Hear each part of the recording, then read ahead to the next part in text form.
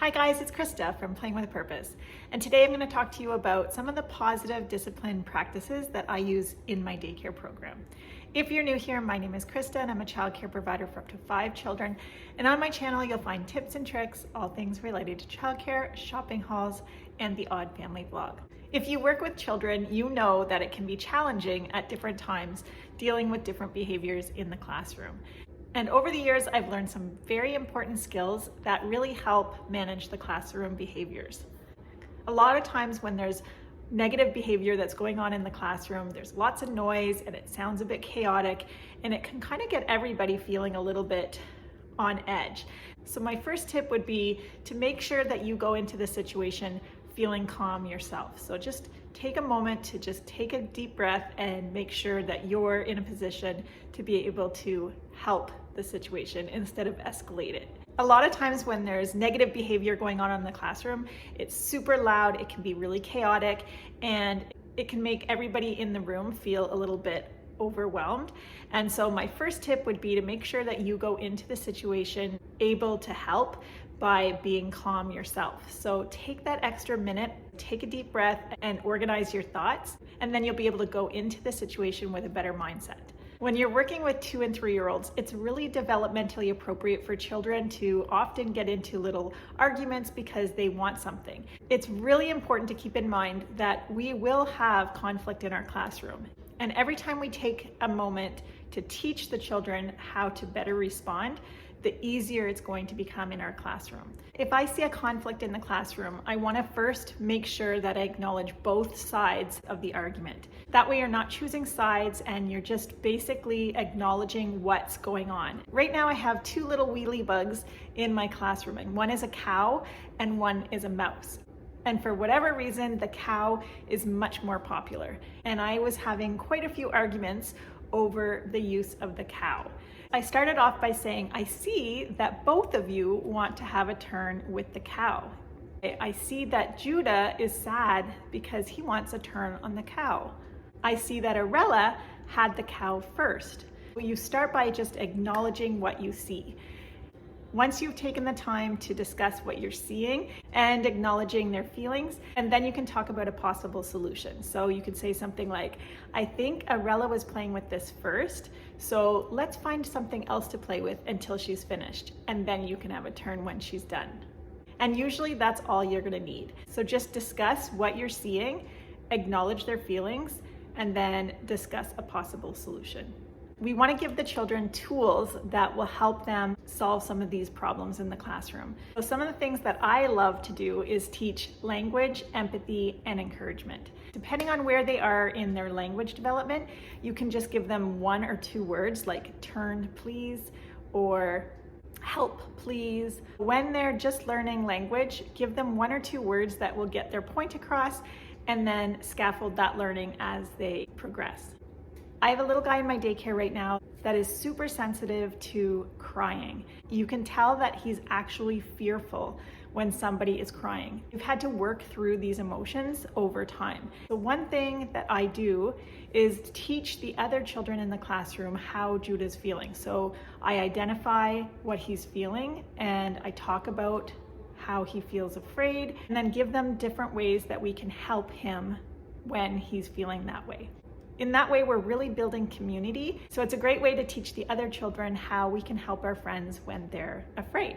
So depending on what kind of things are going on in your classroom, have the other children be a part of the solution. I find it's one of the sweetest things to see when one of the children are upset and you see another child coming in to help. Teaching empathy is one of the most beautiful things that we can teach in our early learning environments. And another thing is encouragement. Often young children get discouraged when they aren't able to do something yet. You might often hear children say, I can't do that.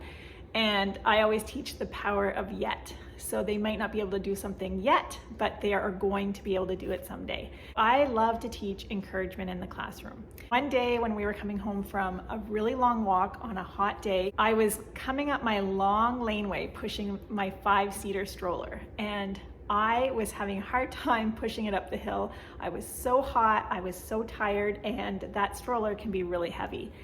And I was talking to the children saying, Miss Krista's having a hard time pushing this up the hill. Can I have some encouragement? And so I taught the children, say, you can do it, Miss Krista, you can do it. And as the children encouraged me, saying, you can do it, Miss Krista, I was pushing the stroller up the hill and I said, it's working, it's working.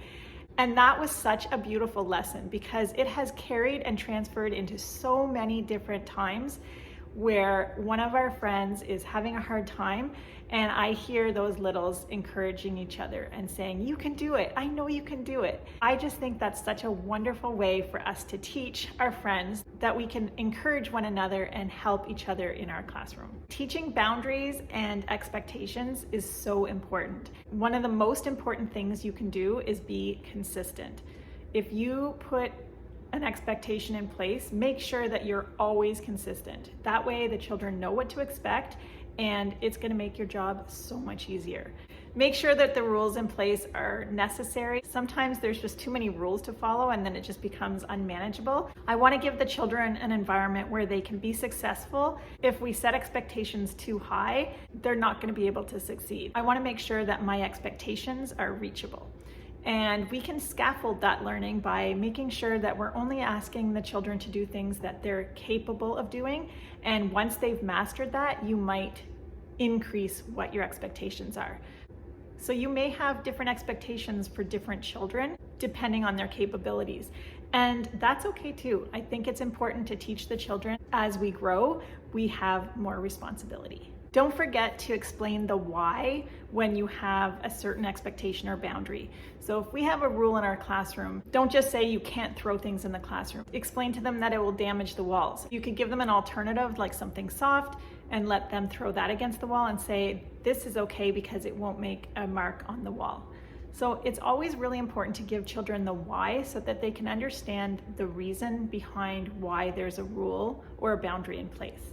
Another thing that's super important when you're teaching expectations is going over it every single day. So what I do is before every transition, I talk about what we need to do. One of the ways I do this is I might ask questions. Is it okay if I open the door and you run straight away into the parking lot? And then the children will answer and say no. And then I'll say, how come? And then they will give me the answer. They'll usually repeat all the things that I've taught them prior. There might be a car in the parking lot, etc.